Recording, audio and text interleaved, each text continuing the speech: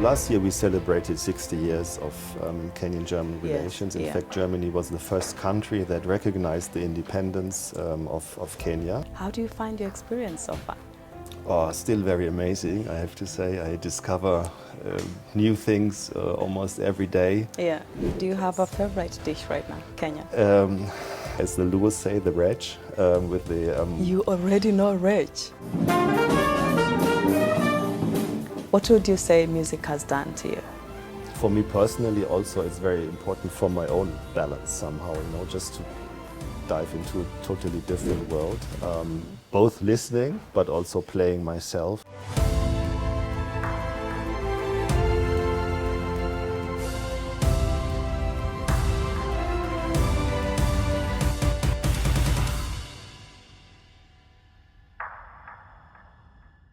Kenya-Germany relations spans over 5 decades, and because of that, these two countries have shared so much.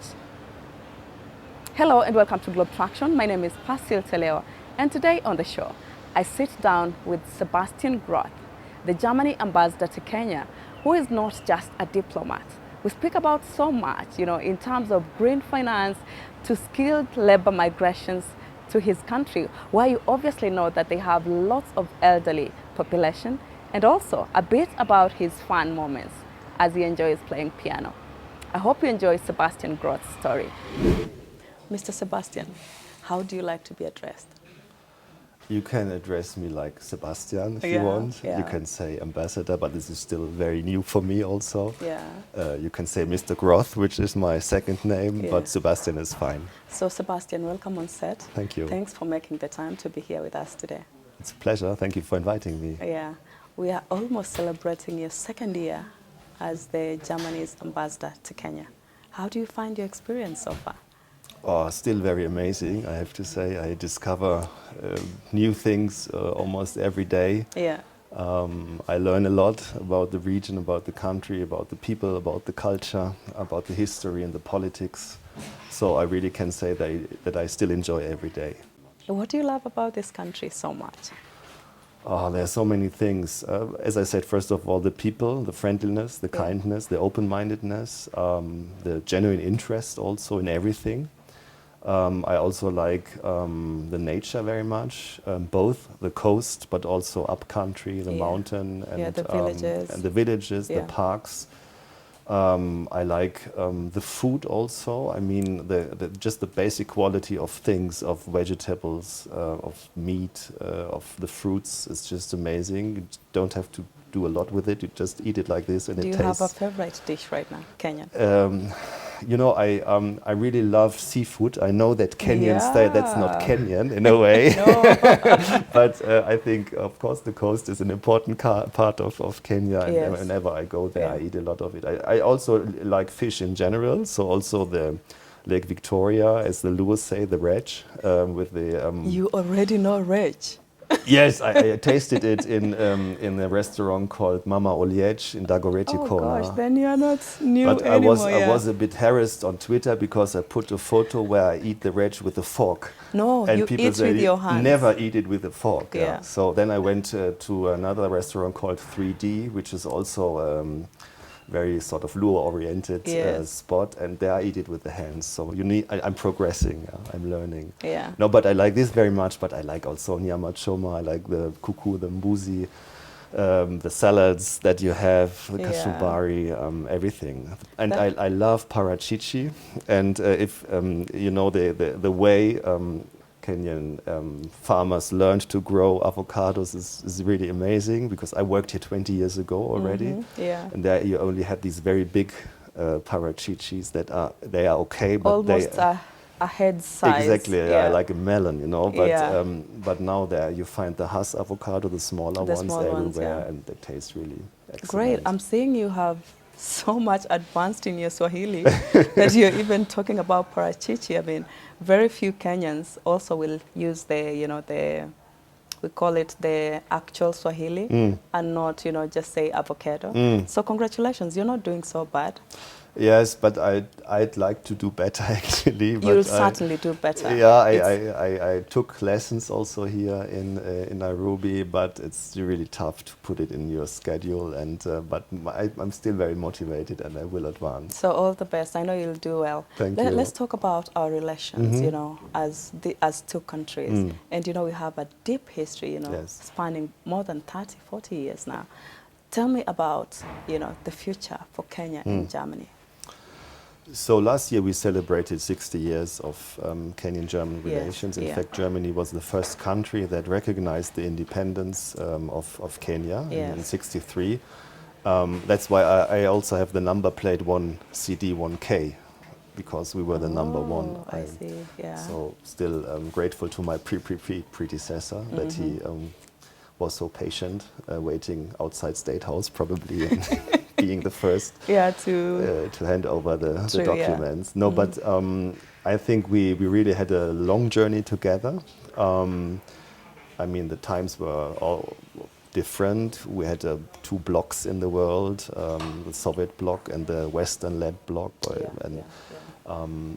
So this played ideologically quite an important role. Yeah. Kenya already then was a very important partner for Europe, for Germany, and I think there's a long tradition also in development cooperation. So Kenya is one of the prime partners for development cooperation for Germany. Yeah. Now, when we look to today and to the future, I think we are growing out of this development cooperation relationship into a really political relationship where we still do development cooperation in this country, but where we look to also an agenda of joint interests that we can pursue both bilaterally but also in the region and even globally. And in this regard, Kenya is one of the most important partners for Germany in Africa. Yeah. We have a lot of German politicians visiting your country. President Ruto and Chancellor Scholz met about 6 times in the last 18 months. Yeah. Both bilaterally, but also in bigger conference settings. Our foreign minister was here also and was invited by the minister for dinner. It's Zangana's State Lodge, and it was a very good conversation. Yeah. And also, as you said, looking into the future. So what is the agenda? And I think it's very much climate and energy related. Kenya is a world leader in renewable energy, and you want to go to 100% renewables in 2030. Is that achievable from your perspective? Because we're just a few years away from that. Yeah, but you're already at 94. So you only need 6%. You know, you have to phase out some of the fossils and have to invest a little bit in more in geothermal and hydro, and you're doing this, and solar and wind. I think it's absolutely achievable. Germany will go to 80% by 2030, but of course our energy cake is much bigger. So if you look into the megawatt that we need, it's much more than Kenya. But we are also very ambitious, but not as ambitious as Kenya. And the interesting thing is that Kenya is now leading a coalition of African countries that all commit to this 100% goal. How many so far are we talking about? It's 7 countries. Okay, I see. And it's supported by Germany and Denmark and by IRENA, the International Agency of Renewables Energies. Yeah. And our State Secretary for International Climate Policy is due to come in 2 weeks' time to talk also with the Kenyan government exactly about this project. Great. So there's a lot of interest to do with green energy and, just to face away climate change, because it's not something we can ignore. There's a lot that has been going on, and still happening, because looking at the floods that happened just a few days in Dubai and even locally here in the country and many other countries, including fires. What do you have to say from your perspective? Because you are, one of the key stakeholders. No, I think what we see nowadays really is the effect of climate change on a day-to-day basis. It's very hard to ignore it. It is. Even if you're ideologically probably on the position not to believe the scientists. It has to be in your agenda. But you feel it every day, basically. And it's the same in Germany, by the way. We had, or globally, January, February and March were the hottest month on record since temperatures are measured since 150 years ago. And the overall ocean temperature also in January, February, March was as hot as never before, measured in these 3 months. And there you see that we are really coming in a new dynamic now of the effects of climate change. Yeah. And I think we have to work on many, many fronts. The first is the decarbonization of our economic system. So put out as much fossil fuels as possible. And in this regard, the decision at the COP28 at Abu Dhabi was almost historic to say that we will phase out in the next decades from coal and gas mainly and oil. The second thing is that we increase also the part of renewable energy. I mean, as I said, Kenya in this regard is a world leader, but it's a global effort. And now there's a commitment to triple the part of energy of renewables energies, and also to work on energy efficiency. But there's another point I think that that was very important in Dubai. That was the installation of the so-called loss and damage fund. That means that we will have a global compensation scheme for loss and damages due to climate change, which will basically be a system of redistribution also from the north to the south to compensate for what happened. And I think we will go, that's my personal assumption, also more into adaptation in the future, meaning making our infrastructure resilient, like we see now here in Kenya, the roads, the building structures, the bridges. But also in Germany we have to do the same. We have to be much smarter in urban planning to cool down the temperatures in urban areas. We have to work on public transport systems also. I think there's a lot to be done. Also because it is a reality that we face, so the resilience will be and adaptation will be a very important point in the future. When we're speaking about that, there's lots of questions that arise, in terms of funding and sustainability, and even as we speak about adaptability at the same time. How do you ensure, and especially for the African countries, I understand you're just not in charge of Kenya, you're in charge of Somalia and Seychelles. Right. How do you make sure it's all sustainable? I mean, that's a challenge. Also, if you look into the development of the carbon markets, there were some scandals in the past about misuse of money and misuse of funds. It's always a challenge. And by the way, not only in Africa, it's the same in Europe and other parts of the world. I think we have to install good oversight and transparency mechanisms, and that's something where Germany is quite involved in, here in Kenya and in other parts of the world as well. We need a strong civil society that controls a little bit. We need a strong press, good journalists that look into things. And then I think good partnerships between institutions in Europe and institutions here. A strong United Nations is also quite important in this regard. I mean, you never have a 100% guarantee. There's always a risk, of course, but I think that everybody now understands the importance also to go into this direction of more sustainability and environmental friendly policies. Let's talk about what partnerships you have in store. Because I understand your office has lots of projects happening. But I'd love to know what is currently going on and what are you looking forward to bring on board? So in our development cooperation, we are working in 3 areas mainly. One is, as I said, the climate energy. The other one is agriculture. So it's all about food security, but it's also about livelihood of people. It's about education. And the third is has everything to do with youth, employability, and TVET. So TVET is an extremely important project for us, but also for the Kenyan government. It's about skills, about employability, about giving perspective to the youth. And it's, if I may say so, quite a very sort of German concept, a dual system of vocational training where you have a theoretical part in a school and a practical part in a company. So that you have both skills, theory and practical skills. Is it apprentice kind of? Exactly. And the president, Ruto, is very much behind it, and we are trying to help as much as possible because we are We are one of the countries with the lowest youth unemployment rate in Europe, and one reason for this is that we have this system also. Yeah. We are trying to build this up here in Kenya as well. Yeah, I read that you're talking about 400,000, skilled laborers. Is that the case? So far, where are you at? Yeah, this is something that we are looking in Germany now, because our society is growing older, and we have a lack of skilled labor. The figures fluctuate a little bit, but let's say between 250,000 and 400,000 a year. In different areas of service or value-adding, hospitality sector, for example, logistics.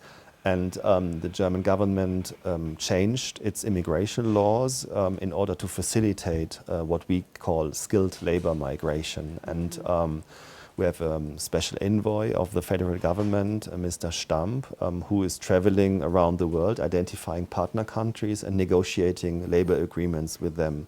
Right. And one of these partner countries is Kenya. And in fact, we are so advanced now, so we hope to finish the negotiations in the next weeks, that the agreement that Germany will enter with Kenya might be a sort of model agreement also for other countries, for other partner countries. And then we will try to sign this agreement as soon as possible, and then facilitate the skilled labor migration from Kenya to Germany. How long is the process likely to take from when you finish signing? We need to have these skilled laborers also trained.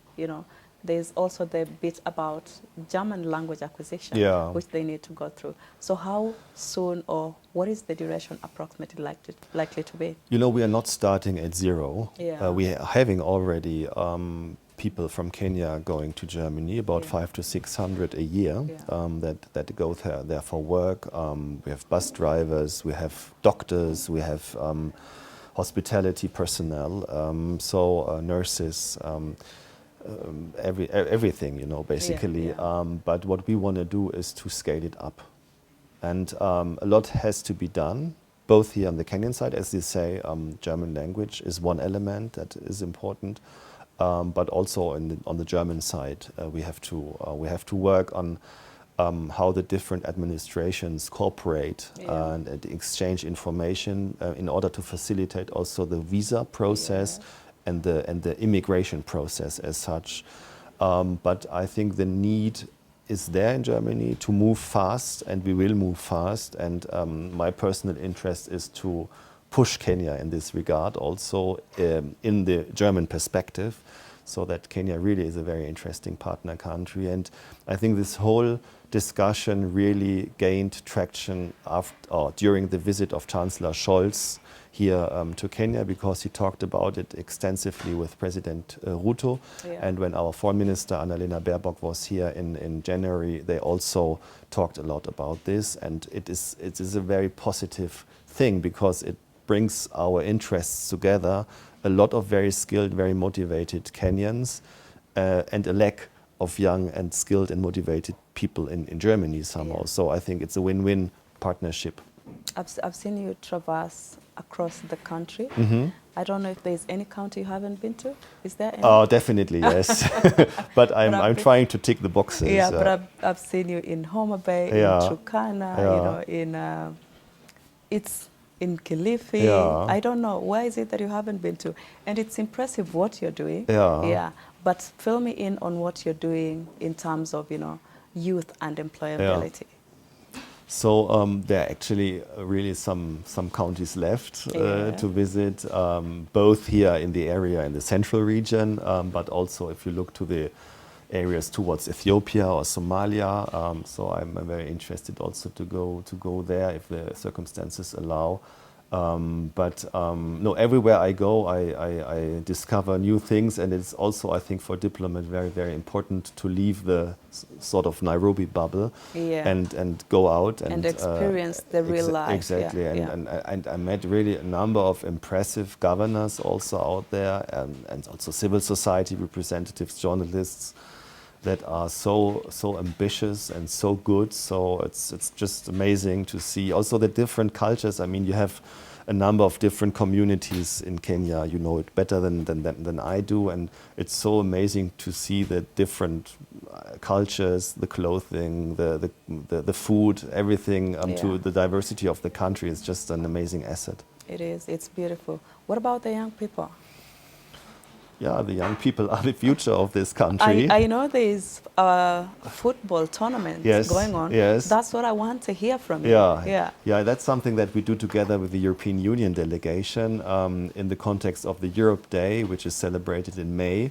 We are organizing 4 county tournaments and then a final tournament round in Nairobi in mid-May.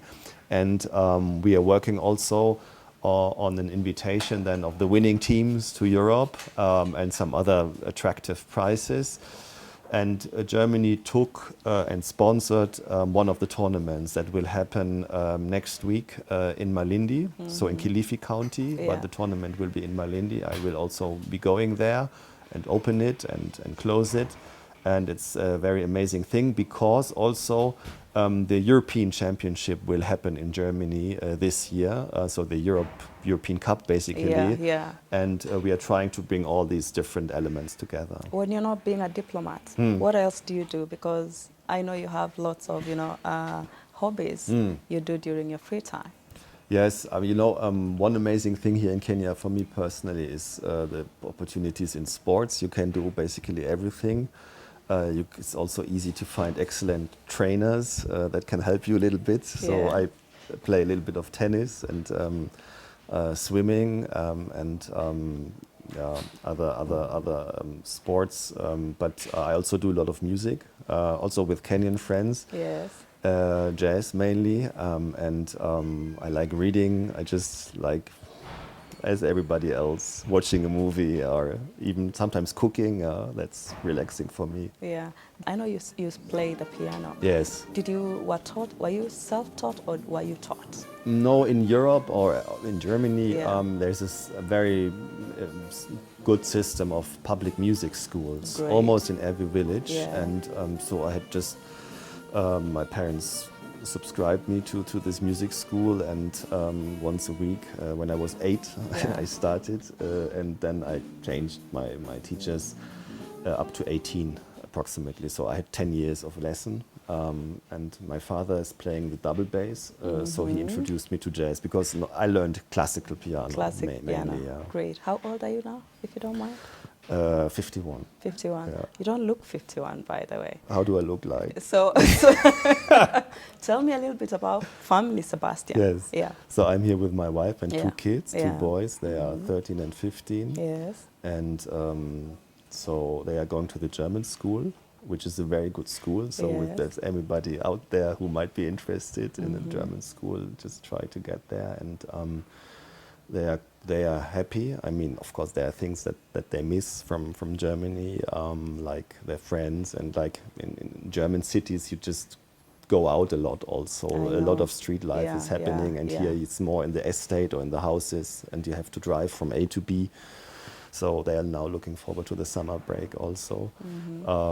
No, but in general, it's very amazing for them also to be in Africa and to be in Kenya right now. My wife is an environmental lawyer, also a civil servant, but she's now on leave, unpaid leave, not on vacation, but on unpaid leave. So when we go back to Germany, then she can restart. But I think she's also enjoying it very much. What bottlenecks have you faced? Since you came, there are times when you've tried to initiate a project or you're working on something and then, it's a whole process. What bottlenecks have you faced so far? Here in Kenya now? Yeah, while conducting your duty. You really have to push things forward, otherwise they don't move. And that things also take time, They take time, they take money and energy. And if you come, as I did, I worked for 8 years before in Berlin, you are a little bit used to another rhythm, Things... a different way of doing things. Different way also of doing things. But here, you have to understand, of course, as everywhere, and that was even the case in France, it's a different culture, it's a different understanding of public administration also, and you have to adapt. That's our business, you know, to adapt to a new environment. But in this new environment, try to pursue also the German and European interests as far as possible. And but I think with Kenya, as I said, the cooperation is excellent on all levels. Of course, there are here and there things that you think, why is this so? But I'm sure my Kenyan colleagues in Berlin feel the same from time to time. Yeah, it's just natural, but the general understanding is very well, and the bottlenecks, we manage them. Nice meeting you, and thanks so much for your time. I wish you had so much more, time to speak about a lot more. But for today, I hope we're gonna keep interacting. For today, we're gonna wrap it there. Okay. Nashukuru sana. Okay, asante sana, Fasil. Thank you very much. If you are a fan of football, then you must be excited about the Euro 2024, and you can see why the embassy is also ensuring that the young people are taking up the football tournament. So I hope you enjoyed today's story. Many thanks for watching the show, and make sure you join us again next Saturday at 8:30 p.m. Kenyan time only on KTN News. If you have a story you'd like to share with us, please don't hesitate. Give us a write through globetraction@standardmedia.co.ke or DM us on our social media platforms at globetraction or at KTN News KE. You can also tap that follow button to me on my social media platforms at Pasil Telewa on Facebook, Instagram, X, TikTok and YouTube for more of behind the scenes and many other upcoming opportunities and events. But until then, I hope to catch up with you again soon, same time, same place. Bye-bye for now.